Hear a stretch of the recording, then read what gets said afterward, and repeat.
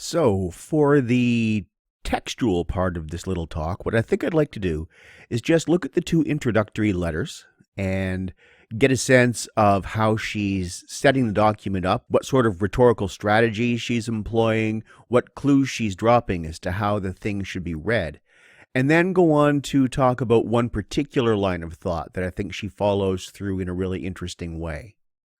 The rest we can just discuss in class. It would be easy, of course, to spend an entire day talking about this. I've done so in the past.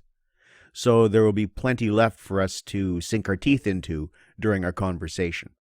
As for the two letters or introductory notes, I think I'll just read those both now, so they're right at the front of your minds, and then address them both together. So the first one goes something like this. It's addressed to the gentlewomen of England, health.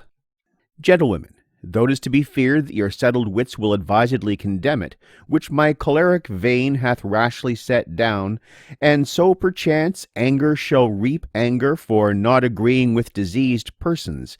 Yet, if with indifferency of censure you consider the head of the quarrel, I hope you will rather show yourselves defendants of the defender's title than complainants in the plaintiff's wrong. I doubt judgment before trial, which were injurious to the law, and I confess that my rashness deserveth no less, which was a fit of my extremity. I will not urge reasons, because your wits are sharp, and will soon conceive my meaning. Nay, will I be tedious, lest I prove too troublesome, nor over darken my writing, for fear of the name of a riddler. But, in a word, for my presumption I crave pardon, because it was anger that did write it, committing your protection and myself to the protection of yourselves, and the judgment of the case to the censures of your just minds. And then we move to the second introductory note, addressed to all women in general, and gentle reader whatsoever. Fie on the falsehood of men, whose minds go off to madding, and whose tongues cannot so soon be wagging, but straight they fall a-tattling. Was there ever any so abused, so slandered, so railed upon, so wickedly handled undeservedly, as are we women? Will the gods permit it? The goddesses stay their punishing judgments, and we ourselves not pursue their undoings for such devilish practices? St. Paul's steeple and Charing Cross. A halter hold all such persons. Let the streams of the channels in London streets run so swiftly as they may be able alone to carry them from that sanctuary. Let the stones be as ice, the soles of their shoes as glass, the ways steep like Etna, and every blast a whirlwind, puffed out of Boreas his long throat, that these may hasten their passage to the devil's haven. Shall surfeiters rail on our kindness? You stand still and say naught? And shall not anger stretch the veins of her brains, the strings of her fingers, and the lists of her modesty to answer their surfeiting? Yes, truly. And herein I conjure all of you to aid and assist me in defense of my willingness, which shall make me rest at your commands. Fare you well. Your friend, Jane Anger. And aren't these just wonderful, and each very, very different? One thing I'd like to draw your attention to is her addresses themselves. The first one to the gentlewomen of England, and the second one to all women in general and the gentle reader whatsoever. I bring this up because both address the text to women primarily, the first one exclusively, which is against the norm in the discourse of the time. Of course, most writing at the time was done by and addressed to men. But notice also the progression from the gentlewomen of England to all women in general and the gentle reader whatsoever, basically all women and whatever men are not assholes. What this does from the outset, and this is a strategy she continues with throughout the text, is puts men in the position to which women are accustomed to being put. That is, as the objects of discourse, not as participants in it, as being rhetorically excluded from the conversation. The text is posited, in other words, primarily as a conversation among women. This doesn't mean, of course, that only women will read it, but what it does mean is that men reading it are going to be rhetorically placed in a position to which their discourse customarily confines women. So there's a taste here right from the beginning of basically, see, how do you like it? But now let's give some thought to the first introductory note and the theme that she adopts there. She adopts a theme of being on trial, the motif rather of being on trial or of a legal proceeding. This also is a choice that's deeply rooted in the cultural discourse of gender. Women, of course, being excluded from the practice of law. But she also introduces a really interesting idea. She says she doubts judgment before trial. So that is, until a trial is made, there can be no valid judgment. What this suggests, and the suggestion is followed through, is that for the case that she'll be making, she will be presenting evidence. And she does this in some interesting ways. I'm not going to name them all here because, of course, you've read the text and we'll be discussing it. But she does go on to present, as I mentioned in the introductory part of this talk, empirical evidence, arguments from various textual authorities, both scriptural and other mythological, anecdotes, syllogisms, and a few others that escape my mind at the moment. So she's presenting herself basically as the defending attorney, someone who has been attacked and who is defending herself against what turns out to be a slander. Now, unfortunately, as I mentioned in the introductory talk, the charge against which she's defending herself, the pamphlet to which she's responding, no longer exists. But fortunately, she does seem to sum up enough of its contents that we get a fairly good idea of what it says by reading her document. And anybody curious enough to pursue this any further will have no trouble finding other similar anti-feminist documents that at least fit the bill of the type of thing to which she'd be responding. I bring this up because while this, as a standalone document, may look like she is being particularly aggressive and hostile toward men, she is just responding to the way men have spoken about women historically since time immemorial, and the way that they were speaking about women in her culture at that time. And while, of course, we could always invoke the old namby-pamby excuse, well, you can't judge another culture by the standards of yours, well, fuck that. Because her brain is the same as your brain. And her brain is capable of reaching the same conclusions your brain is capable of reaching. And the conclusions that her brain reached were that late medieval and early modern anti-feminism were fucking bullshit. And actually, it's on the topic of shit that I would like to move on to the second introductory note.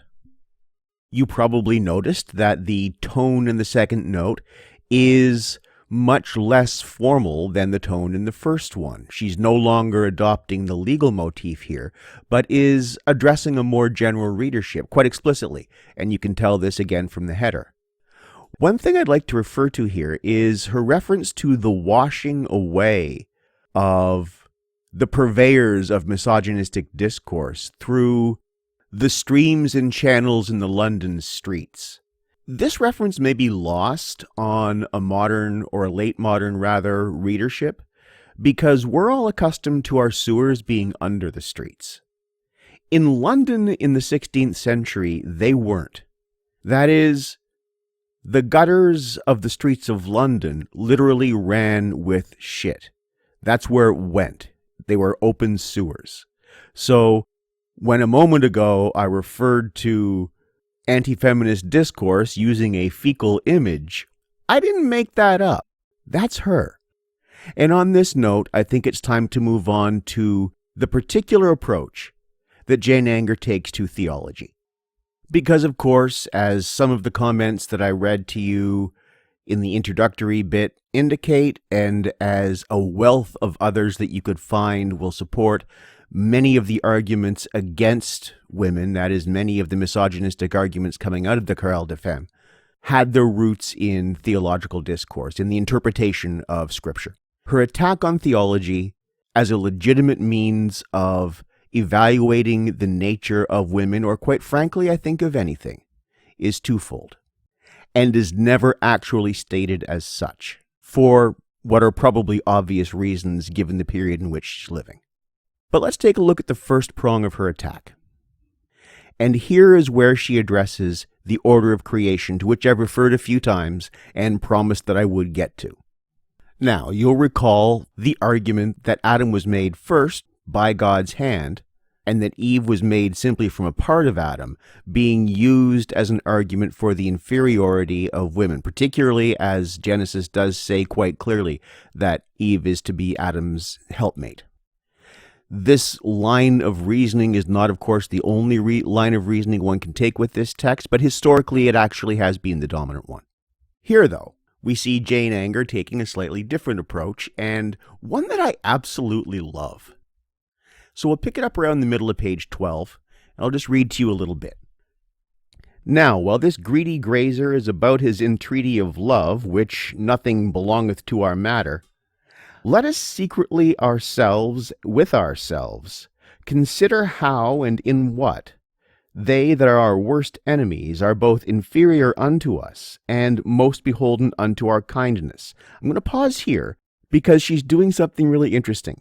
She's rhetorically saying, okay, well, this guy is about his business. We women are just going to talk amongst ourselves. So again, drawing attention to or flagging the exclusion based on gender to which women historically in Western society, and not only in Western society, have been subjected, but reversing it and putting men in that excluded position. But then she goes on. The creation of man and woman at the first, he being formed in principio of dross and filthy clay, did so remain until God saw that in him his workmanship was good, and therefore by transformation of the dust which was loathsome unto flesh, it became purified. Then, lacking a help for him, God making woman of man's flesh, that she might be purer than he, doth evidently show how far we women are more excellent than men. Our bodies are fruitful, whereby the world increaseth, and our care wonderful, by which man is preserved. From woman sprang man's salvation, a woman was the first that believed, and a woman likewise the first that repented of sin. Okay, so there's a couple of things going on here. One, part of her interpretation is actually fairly standard, and completely true to Scripture. That is, that salvation entered the world through Mary, a woman, kind of hard to get around, and that a woman, Mary Magdalene, was the first to believe, also has scriptural authority. So she is, on the one hand, working within a context of accepted interpretation. On the other, the really interesting stuff is what she does with Adam.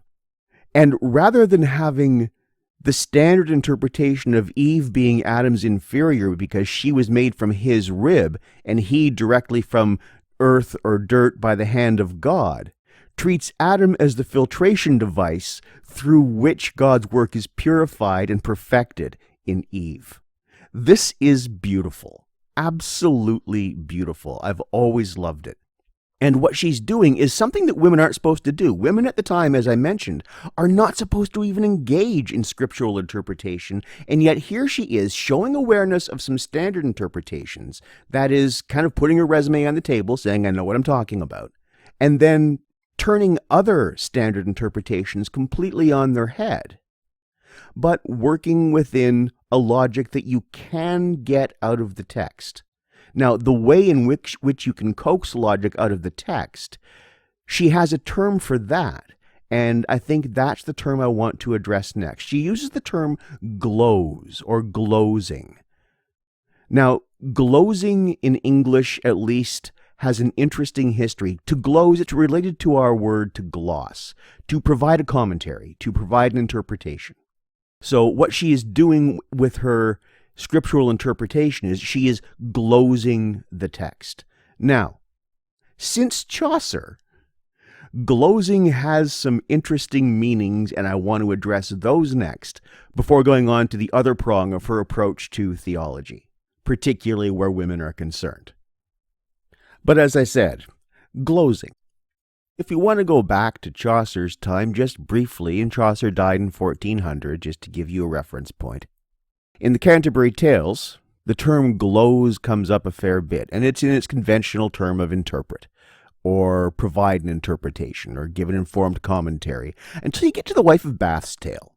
And the wife of Bath refers to, well, she has a number of husbands, but her fifth one, I believe it's her fifth, Nicholas, she refers to Nicholas as being able to gloze her in ways that revealed some very satisfying interpretations.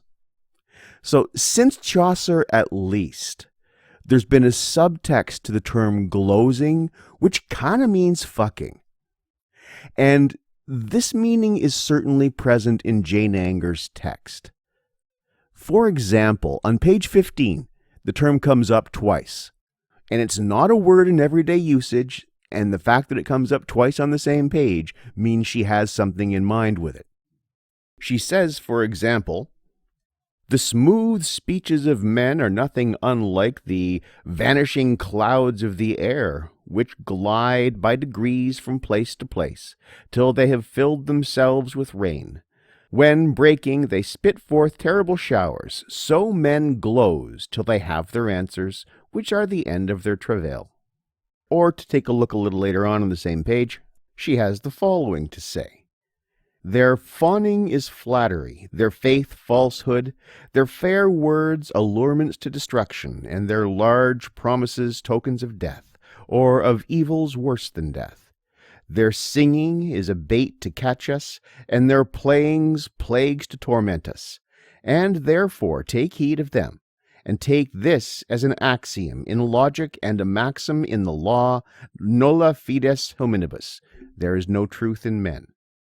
There are three accidents to men, which of all are most unseparable: lust, deceit, and malice. Their glozing tongues the preface to the execution of their vile minds, and their pens the bloody executioners of their barbarous manners." So in both these cases here, what we see is the term gloze, referring to a sort of a dishonest interpretation, a way of coaxing a meaning out of a text or a person that isn't actually there. That is, making it say what you want it to say, rather than what it actually says. The polite academic term for that kind of text fuckery, by the way, is hermeneutics. And Jane Anger's usage here, when she's in the midst of interpreting various texts to a preconceived notion of what she wants them to mean, is a really good example of how glozing works. That is, it's not based on finding the truth in the text, but rather on making the text agree with a pre-decided or preferred reading. And insofar as a text is capable of being glozed in that particular way, it's of course also not that reliable as a guide to truth, is it? There's a way out of the bind, and Jane Anger herself offers a way out, which I'll get to in a few minutes. But first we have to finish addressing the bind itself as she approaches it. A little while after the creation passage that we were discussing a minute ago, she goes on to say, "And now, seeing as I speak to none but you which are of my own sex, give me leave, like a scholar, to prove our wisdom more excellent than theirs, though I never knew what sophistry meant. There is no wisdom, but it comes by grace. This is a principle, and contra principiu non est disputander. Against principle there is no argument. But grace was first given to a woman, because to Our Lady, which premises conclude that women are wise. Now, primu est optimu, first is best, and therefore women are wiser than men." So, okay, what's she doing here? This is, I think, another little brilliant bit. To start, she's identifying herself once again as just a woman speaking to women. We'll leave all those silly men to do their thing. And then she identifies herself as speaking like a scholar. What she's referring to here is the scholastic philosophers.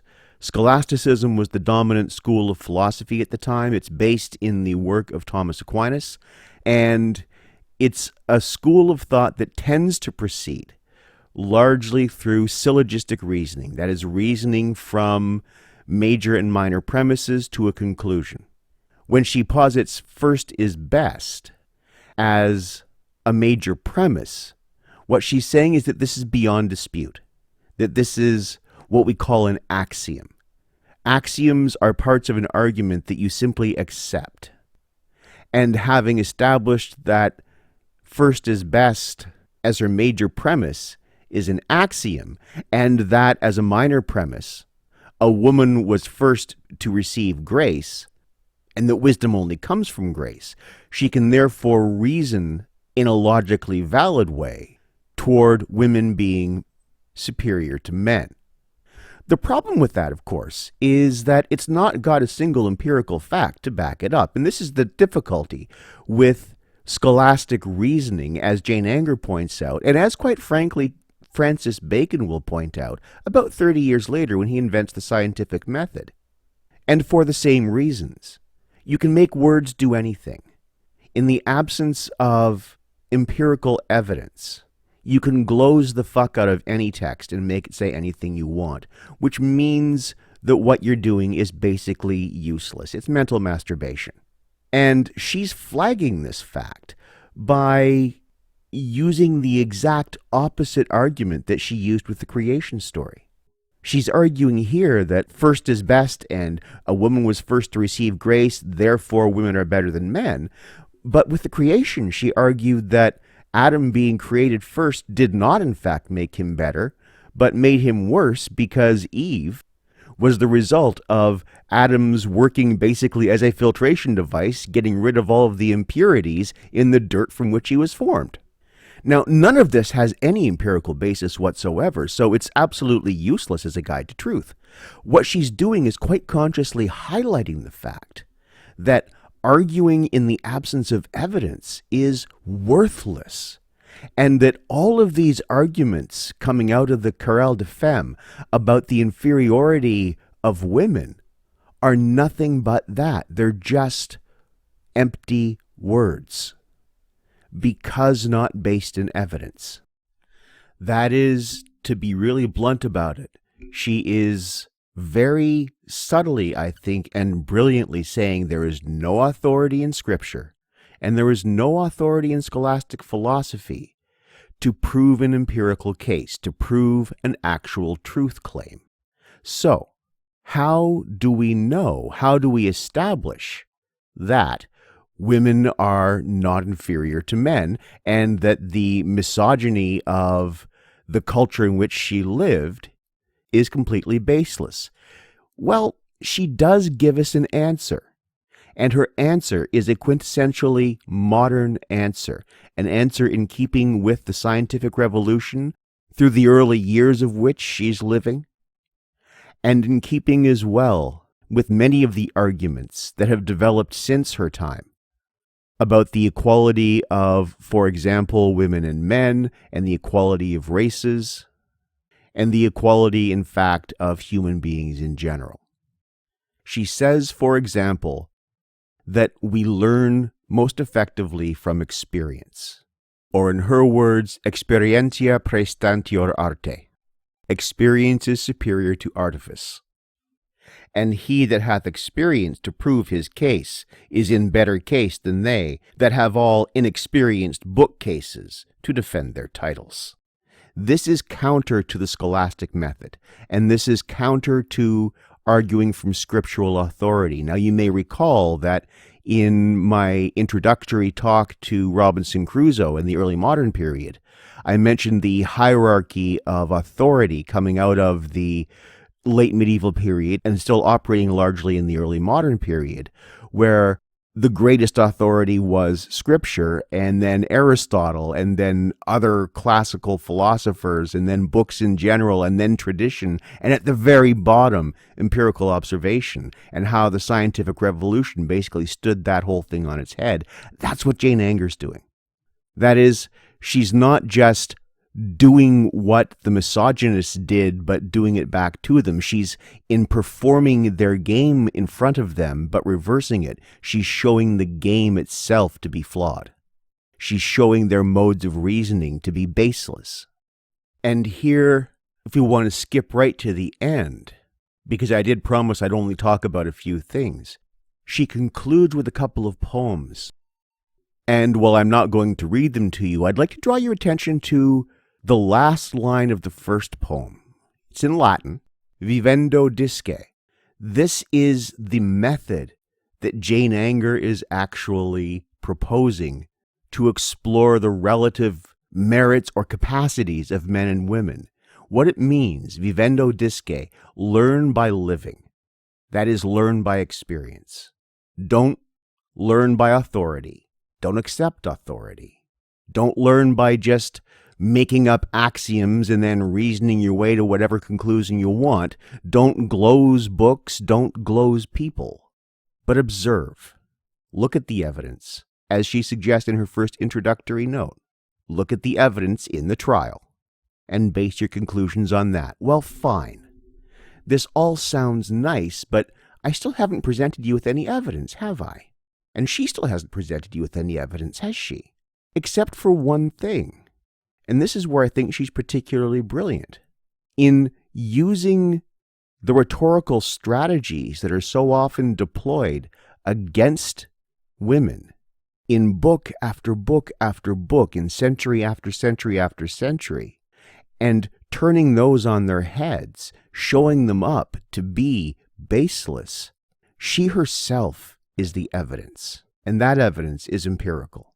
She's effectively saying, I am the example. Look at what I can do. Look at it honestly, and I dare you to call me inferior.